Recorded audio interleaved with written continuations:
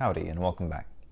Today we're going to talk about this Bachmann N-Scale USRA 060 locomotive. We're going to talk about how it looks, we're going to talk about how it runs, and if it's worth the money. First, how does it look? This locomotive looks pretty nice. It's molded in 4 colors, technically.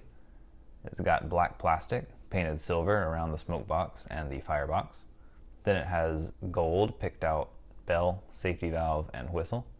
And then it's got the white lettering on the side of the cab.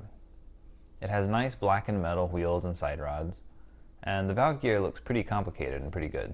The tinder is a similar story. It's molded in black plastic, it has several separately fitted parts which look pretty good, and it's lettered Union Pacific in white lettering. The main thing that really lets down the look of this locomotive is that the motor hangs pretty far out the back of the cab. You can also see a Phillips head screw and some pickup equipment from the drivers here on the side of the locomotive.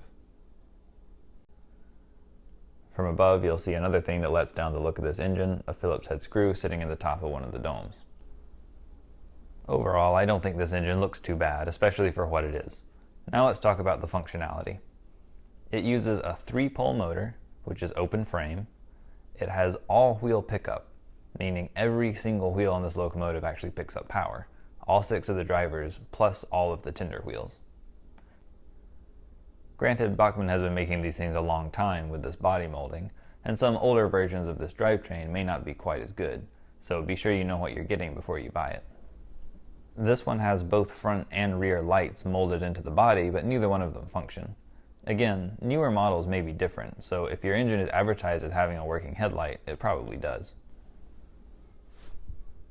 When we put this locomotive on its side, you can see that it does have 2 traction tires here on the middle axle. You can also see that the middle axle is geared to the mechanism and driven independently of the side rod, so there is no connection between the side rod and the middle axle. The motor actually drives the rear axle and the middle axle, and the front axle is driven by the side rod, which connects to it and the rear axle, if that makes any sense. Nice and convoluted, typical Bachmann locomotive. This engine also uses a split chassis design, which means that the axles just ground into the left side and the right side of the chassis, and the motor does the same, and that's how the power is delivered. So if you wanted to fit DCC to this thing, it would be a real challenge. So how does it actually run?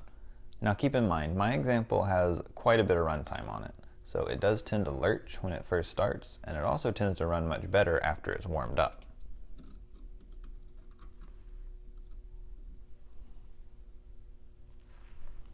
The occasional stalling is to be expected with a finished layout, where there's weathering on the track, and like I said, this engine is not brand new. See, that right there it didn't stall because the track is dirty, it just stalled because the mechanism bound up a little.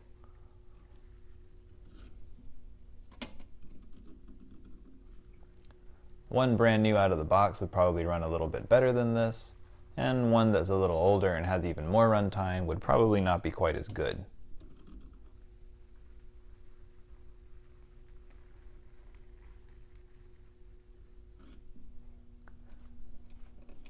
Overall though, running at speed, it is smooth and quiet. It's no Kato, but you know, it's decent.